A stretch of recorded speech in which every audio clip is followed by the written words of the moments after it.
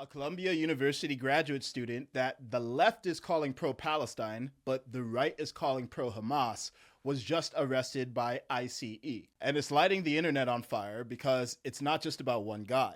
It's about free speech, terrorism, and anti-Semitism. First, here are the facts. Today, Trump announced Mahmoud Khalil's arrest for activities aligned to Hamas, which echoes Secretary of State Marco Rubio's vow to deport Hamas supporters. But they haven't detailed the evidence of being Hamas aligned. Does it mean protests, speeches, something more? And I'll give you my take later in this video, but it's speculative for now because we're still in the dark. Here's what we do know. Mahmoud Khalil is a green card holder and he enjoys First Amendment rights, but it comes with a catch. Unlike citizens, non-citizens can be deported if their speech is deemed to endorse or espouse terrorist activity, which is a vague and contentious standard. In this case, Mahmoud is being accused of leading activities aligned to Hamas, and the US considers Hamas a terrorist organization. Now, what has Mahmoud said or done that could be considered supportive of Hamas? Well, he himself hasn't said or done anything that is 100% pro-Hamas, rather than just pro-Palestine.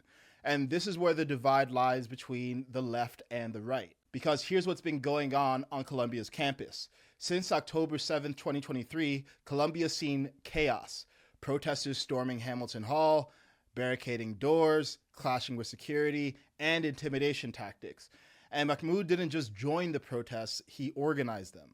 Some of the protesters are unabashedly pro-Hamas, and they believe them to be freedom fighters. But keep in mind, that's not all of the protesters, and supporting Palestine doesn't necessarily mean supporting Hamas.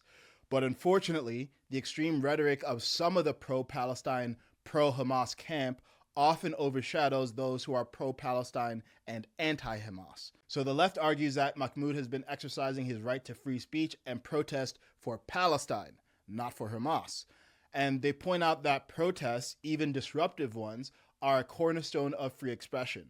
And this arrest is just taking us down a slippery slope. They view his arrest as the government silencing pro-Palestine voices and using Hamas as an excuse. And the right fires back that leading a group that cheers Hamas on and violence isn't protected speech.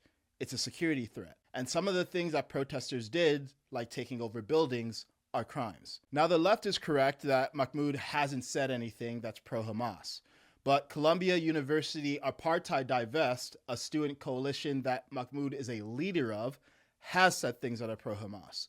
On the anniversary of October 7th last year, they described the attack as a moral, military, and political victory. The next day, they issued a statement on Instagram declaring that we support liberation by any means necessary, including armed resistance. They also said that in the face of violence, quote, violence is the only path forward. Now, all of this makes it pretty clear that CUAD, or CUAD, is aligned with Hamas. So the only question is, does being one of the leaders of an organization that is supportive of terrorists mean that you're responsible for everything that that organization says? Earlier in March this year, Mahmoud said, I have about 13 allegations against me. Most of them are social media posts that I had nothing to do with. But in my opinion, this is evasion because he might not have made these posts, but he is a leader. And CUAD spans over 100 groups, and there's not only one leader, but he's one of the most visible leaders. And he hasn't said anything in the last 4 months to contradict those statements by CUAD. He chose to be a leader. He chose his allies, and now he's bearing the consequences. Now, zooming out for a second, I want to acknowledge that this isn't just about Hamas. It's about a decades-long conflict where both sides are claiming the moral ground. And Mahmoud is bringing awareness to the Palestinian people who feel unheard and caught between Hamas and the Israeli government in a conflict that just needs to end. And yet, standing with an organization that explicitly supports violence isn't serving Palestinians, and it's not welcome from a foreign citizen who is here in America. And that's explicitly laid out in the law. With all that said, here's where I think the Trump administration should provide more clarity going forward. Because Trump didn't just cite terrorism. He also cited anti-Semitism. Now, to be clear, anti-Semitism is equally as wrong as any form of bigotry. and it is growing. And there's also a growing fear that actions like the one that Trump just took could set a dangerous precedent where criticizing Israel gets you labeled as a terrorist sympathizer. And that's not an empty concern either.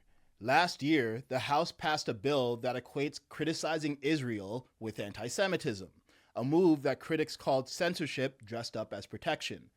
It redefined anti-Semitism based on the definition of a third-party Jewish activist group. And that made people uncomfortable that the government is giving anti-Semitism special treatment and protecting the Israeli government from criticism. That bill passed the House by a vote of 320 to 91.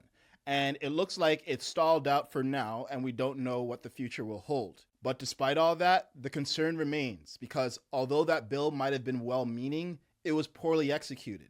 And the concern is that if an excuse is used for your side, eventually it'll get used against your side. Now, I think that Trump can help quell fears by just articulating a clear, policy-based stance that is not about individual ethnic or religious groups.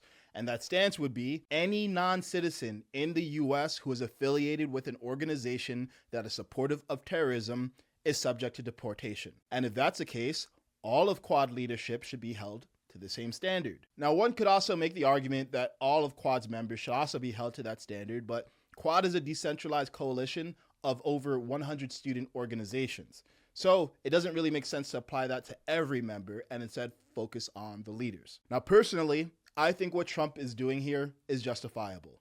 And although anti-Semitism isn't a special form of bigotry, it is especially high right now. So I think it's good that he's taking a stand against it in his rhetoric. But in his policy, he's setting a precedent here that can shape policy for decades, well beyond this current swell of anti-Semitism. So I would love it if Trump messaged a policy that was consistent, clear, and not targeted toward a specific group. Because if Trump doesn't make that clear, there will be fear.